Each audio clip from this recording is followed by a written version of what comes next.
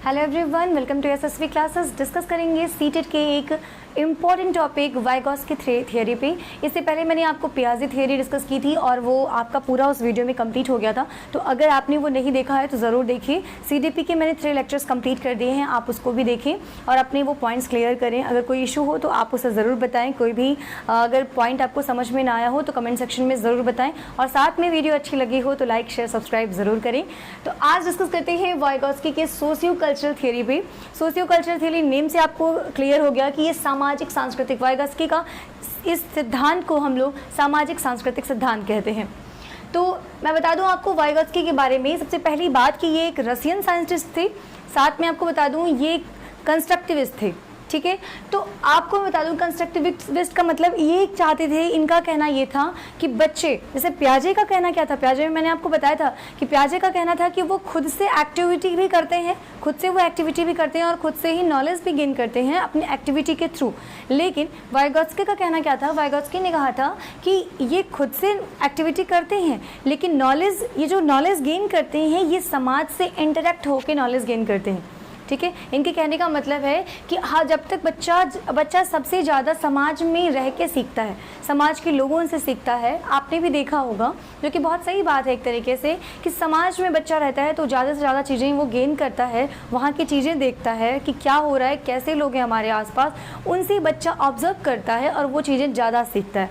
ठीक है, तो इनका कहने का मतलब ये था, ये सामाजिक सांस्कृतिक सिद्धांत इन्होंने दिया था और इन्होंने मेनली फोकस किया था समाज, संस्कृति और भाषा पे। ठीक है, तो आपके एग्जामिनेशन में अक्सर करके इस टाइप से क्वेश्चन ज़्यादातर पूछे जाते हैं और कोई भी एग्जाम हो, ज़रूरी नहीं है सीटेट के एग्जामिनेशन में ही पूछे जाएं। आपका केवीएस रहे, DSSS भी, आपका सुपर डेट है, सब में वाइगॉत्स्की से एक क्वेश्चन जरूर पूछा जाता है। तो ये टॉपिक आपके लिए बहुत ही ज़्यादा इंपॉर्टेंट है, ज़रूर पढ़ें इसको।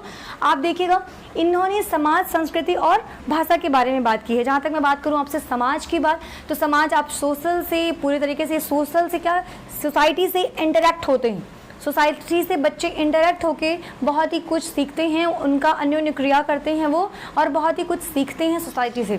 ठीक है, और अगर हम बात करें संस्कृति, जो भी चीज़ें हमारे पीढ़ी दर पीढ़ी चली आ रही हैं, जो हमारी संस्कृति चली आ रही है, बच्चे उन चीज़ों से भी सीखते हैं कि ये चीज़ें चली आ रही हैं, उनसे भी कई सारी चीज़ें वो सीखते हैं कि क्या हो रहा है, क्या होता था। ठीक है, तो उन चीज़ों से भी बच्चे बहुत ही बढ़िया तरीके से सीखते हैं। जहाँ तक बात आई भाषा, भाषा को तो इन्होंने, वाइगॉत्स्की ने टूल के रूप में लिया है, उन्होंने एक टूल माना है भाषा को।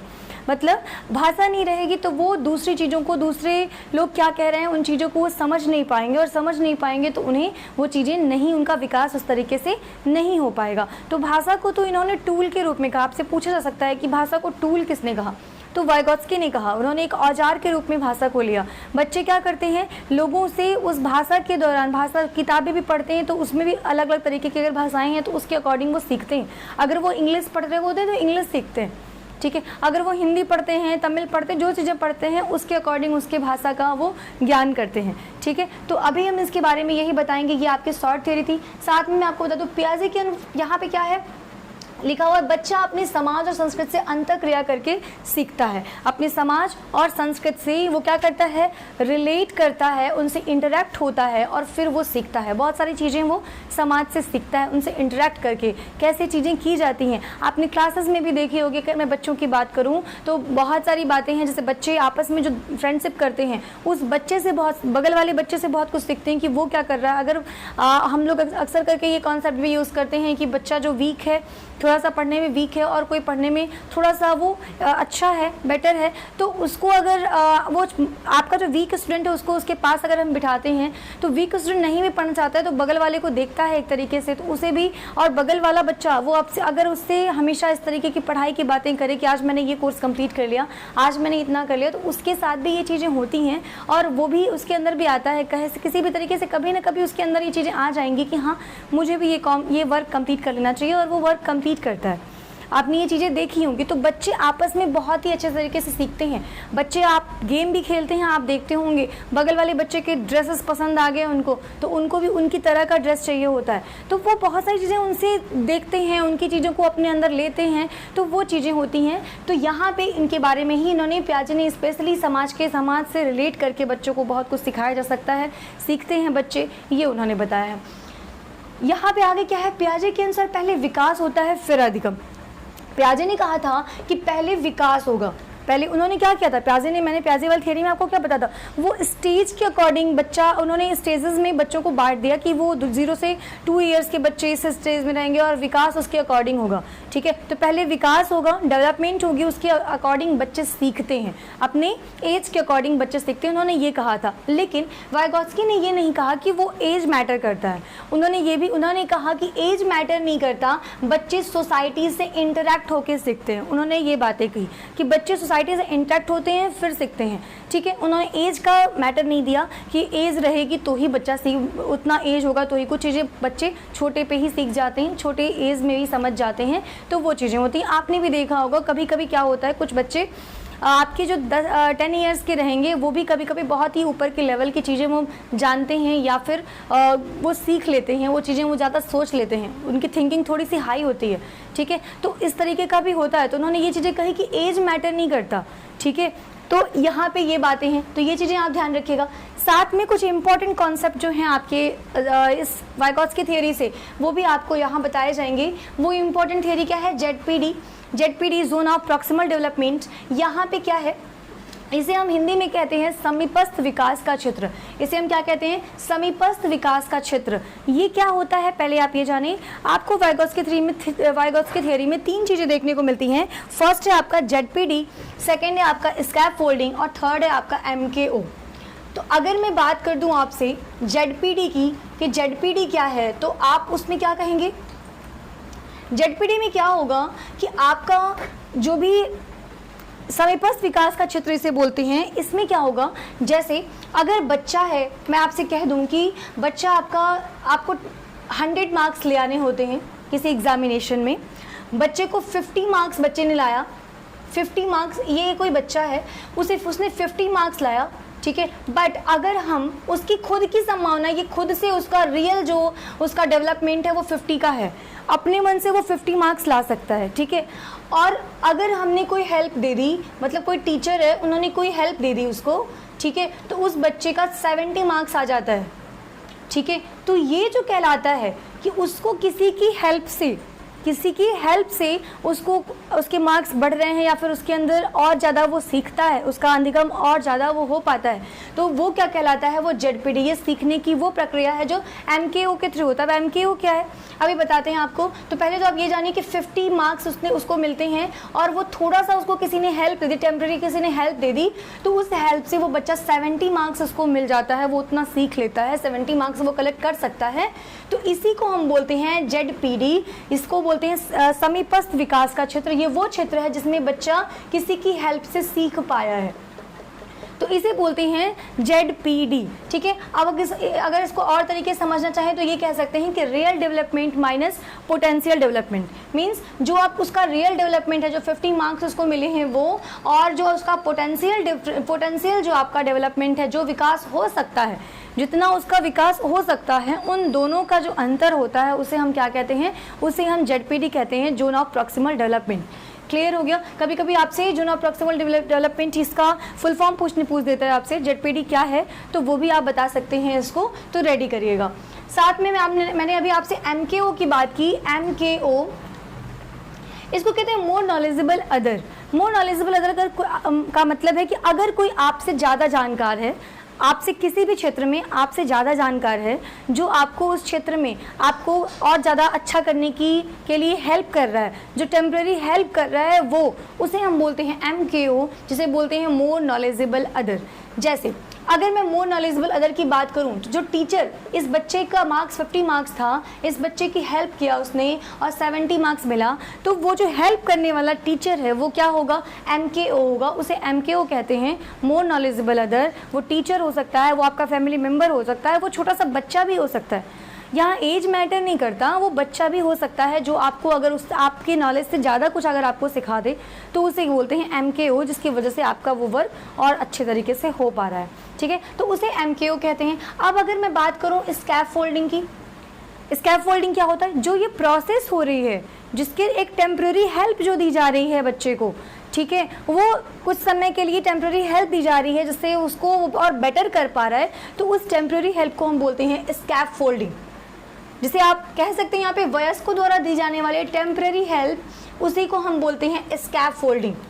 आपसे कोई बड़ा है जिसके थ्रू आपको क्या वयस्क है कोई, उसके थ्रू आपको टेम्प्रेरी हेल्प दी जा सकती है। वयस्क ना कहें, बच्चा भी आपको अगर हेल्प करता है ना, आप उसको बेटर कर सके, तो वहाँ पे वो भी क्या होगा, स्कैफोल्डिंग होगा, ठीक है, जो हेल्प आपको टेम्प्रेरी दी जाती है। अगर मैं कह दूं कि बच्चा साइकिल चला रहा है, एक एग्जांपल दे देती हूँ, स्टार्टिंग में आप साइकिल बच्चा चलाता है तो साथ में उसके गार्जियन जो भी होते हैं वो साथ में होते हैं, स्टार्टिंग में वो पकड़ते रहते हैं, लेकिन लास्ट में क्या होता है, जब बच्चा चलाना सीख देता है तो वो क्या करते हैं, छोड़ देते हैं, ठीक है। तो टेम्प्रेरी हेल्प उन्होंने दी उस बच्चे को, कुछ देर के लिए हेल्प दी उन्होंने उस बच्चे को, तो वो क्या हो गया, MKO, जिन्होंने उसकी हेल्प की।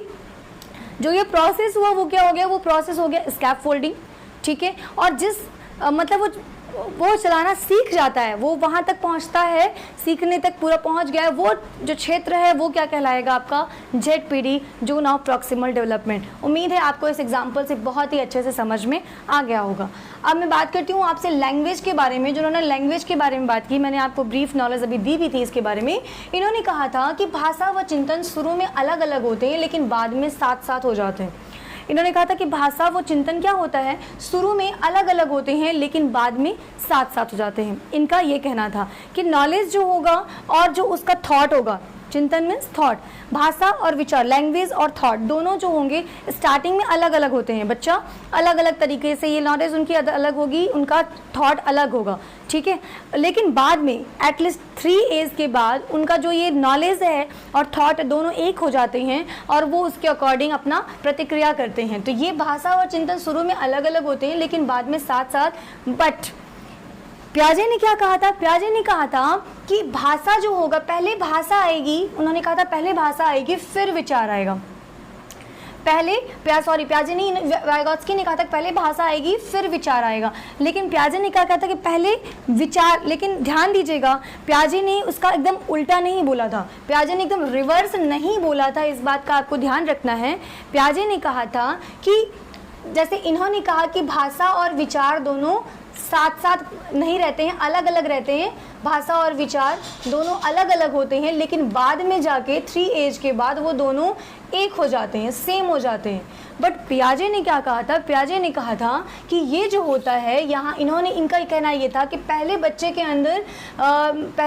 अंदर क्या होती है, जो बच्चा है पहले वो क्या करता है, उन्होंने कहा कि पहले बच्चे के अंदर थॉट्स आना स्टार्ट हो जाते हैं, ठीक है, और बाद में उसके अंदर जब थॉट्स के अकॉर्डिंग धीरे धीरे बच्चे के अंदर भाषा का भी विकास होता है। पहले वो बच्चा जब नहीं कुछ करने वाला, उसको लैंग्वेज नहीं भी आती तो भी वो सोचना स्टार्ट कर देता है। ये प्याजे का कहना था, ठीक है। तो ये था प्याजे का कहना, और इनका कहना इनसे एकदम अलग नहीं है। कभी ये नहीं कहना चाहिए कि ये प्याजे इनसे रिवर्स, इनका थॉट अलग अलग था, दोनों ने रिवर्स किया। इनका भी कहना था विकास, ये जो आपके वाइगॉत्स्की थे, इनका भी यही कहना था कि ये जो थे इन्होंने कहा कि ये दोनों अलग, इन्होंने नहीं कहा कि ये पहले आता है ये बाद में आता है। इनका कहना यही था कि ये पहले अलग अलग होते हैं और बाद में दोनों सेम हो जाते हैं, एक हो जाते हैं। तो ये था वाइगॉत्स्की और प्याजे में। ये क्वेश्चन अक्सर करके आपके एग्जाम में भी आते हैं, और एग्जाम में क्वेश्चन ये आता है कि किसका ये कहना था कि पहले भाषा आती है फिर विचार आता है, ठीक है। तो अक्सर करके आप कंफ्यूज हो जाते हैं, आप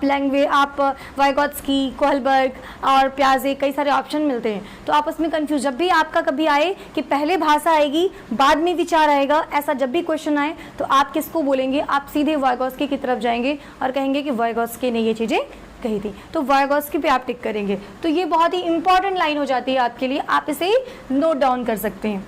साथ में मैं आपको बता दूं कि इन्होंने कुछ वाक प्रकार भी बोले हैं, कुछ कई तरीके की स्पीच होती है। इन्होंने इसको भी बताया कि 3 टाइप्स की स्पीच होती हैं। भाषा को 3 तरीके से इन्होंने बांटा है।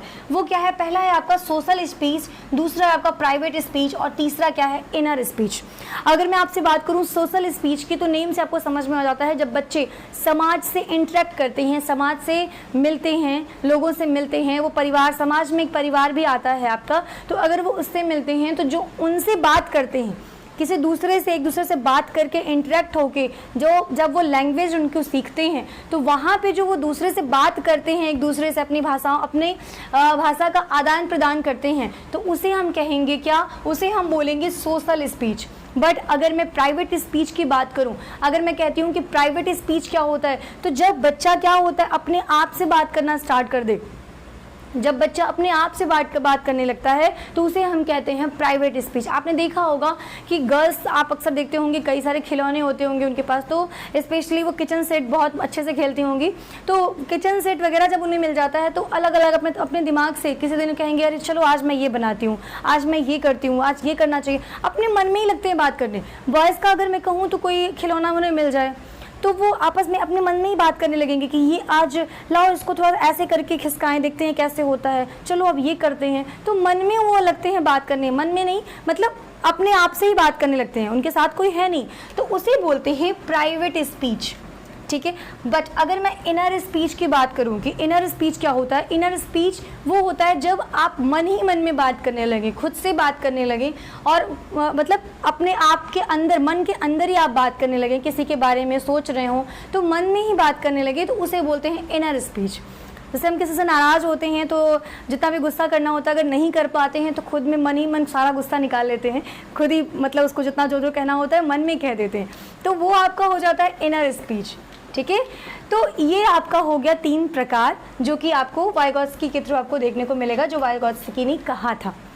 तो वाइगोत्स्की थ्योरी में जितने भी इंपॉर्टेंट क्वेश्चन आ सकते थे, देखिए इंपॉर्टेंट में क्या है, आपका जेडपीडी ज़रूर आता है, जेडपीडी से क्वेश्चन अक्सर आ जाते हैं, जेडपीडी, स्कैप फोल्डिंग, और एमकेओ कभी कभार आपसे पूछ लेता है कि एमकेओ क्या है, तो आप बड़े ही इजीली इस चीज़ को बता सकते हैं। इन्होंने भाषा पे जोड़ दिया, इन्होंने संस्कृति पे जोड़ दिया, इन्होंने आपका क्या किया, समाज से इंटरेक्शन, बच्चों का इंटरेक्शन समाज से पहले होता है, बच्चे समाज से सीखते हैं बहुत कुछ, इन्होंने ये बातें कही। ठीक है, तो इनकी इन चीज़ों को ज़रूर ध्यान रखें और जब एग्ज़ाम दें तो ये सारे पॉइंट्स को दिमाग में लेके रखें कि ये चीज़ें बताई गई थी आपको, तो उसके अकॉर्डिंग आप उसमें टिक लगाएं और क्वेश्चन को ध्यान से पढ़ें और फिर टिक लगाएं। ठीक है, तो ये आपका रहा वाइगोत्स्की थ्योरी, इससे रिलेटेड जितने भी इंपॉर्टेंट चीज़ें थी वो मैंने आपको समझा दिया। अगर आपको वीडियो अच्छी लगी हो तो आप सब्सक्राइब, लाइक, शेयर, सब्सक्राइब ज़रूर करें। Thank you, have a nice day.